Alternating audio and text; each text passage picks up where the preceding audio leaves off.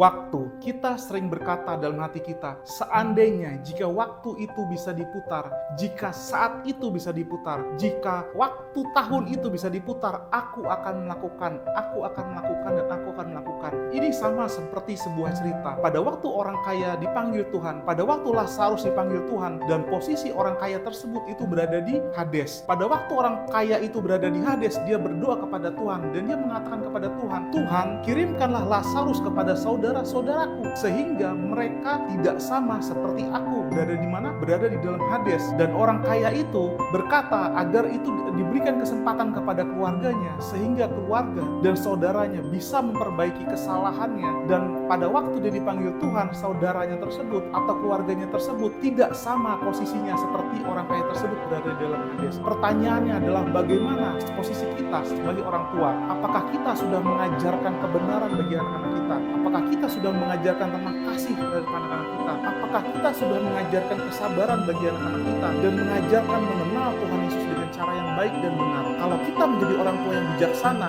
kita harus memanfaatkan waktu dengan bijaksana. Untuk apa? Untuk mengajarkan anak-anak kita mengenal Tuhan Yesus yang kita sembah. Jadi, pada waktu kita kemudian dipanggil Tuhan, kita tidak akan menyesal posisi kita sama seperti orang kaya tersebut.